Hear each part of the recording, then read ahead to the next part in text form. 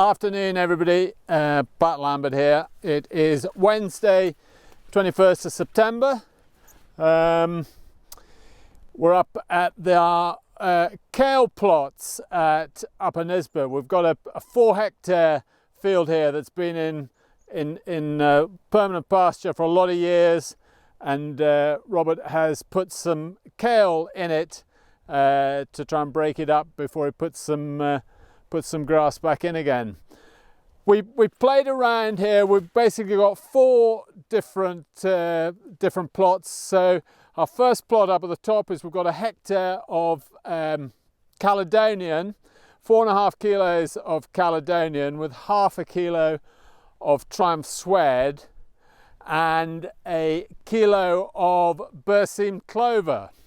And the Berseem clover, has come well in it. You can see, I just pulled some out when I was up there.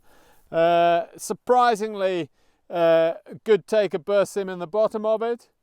The second plot here on my left is also Maristem. It's Bombardier at the same seed rate, 4.5 kilos of Bombardier with half a kilo of Triumph per hectare, total 5, with an addition here of a kilo of sweet clover, yellow blossom. It hasn't come as well. I don't know whether it was just the competition or whatever, but it has not come as well. On my right hand side then is the 3rd hectare block, and this is, we can see the line here right down the center, bit shorter but it's quite green. It's Maris Kestrel, same seed rate again, 4.5 of Kestrel with half a kilo of Triumph. But it's got a kilo of crimson clover in it, and as you can see just looking across it, you'll see the little red flowers of the crimson clover. It's come very well, quite a good population.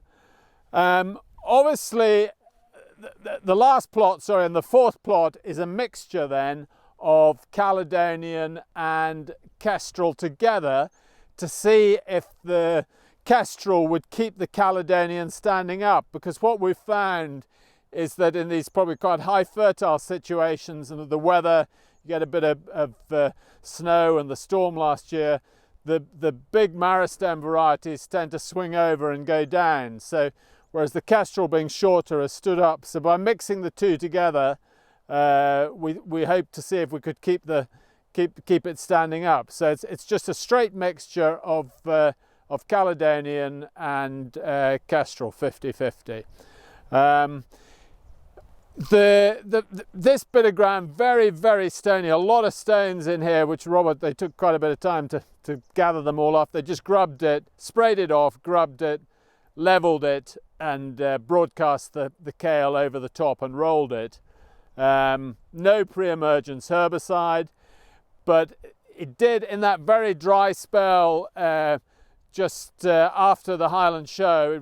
This was sown in middle of June, just before the Highland Show, and that very dry spell afterwards, it came away, and then there was very little rain. Obviously here, I think we were 20 mil in July and only maybe 22 mil in August. So it's been incredibly dry till we've had this rain in September.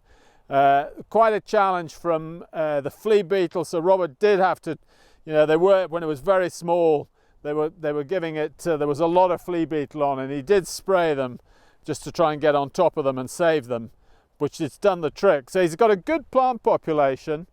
He has not gone overly strong on nitrogen. So we were interested to see just what the clovers would bring to the table.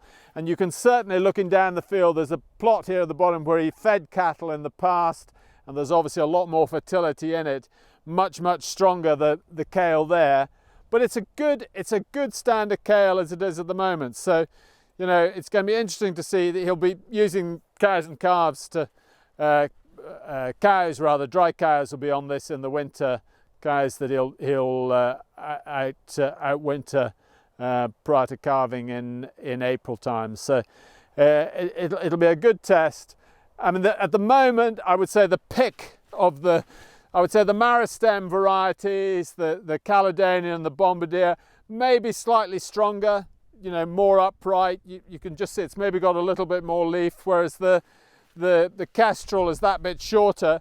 But yeah, again, it's got good leaf area on it, and it's interesting how you know the kestrel has allowed the crimson clover to really come and contribute to it. So we'll be interested to see how these clovers stand up when we get some frost, whether soon if we do get some frost, whether the crimson clover will be taken out. So interesting trial, which we're going to monitor through the winter as he grazes it with cattle, as he strip grazes it back. So we'll be able to report as the winter goes on. But at the moment, yeah, it's for the 21st September, and given how dry it's been here, it looks surprisingly well. Thank you.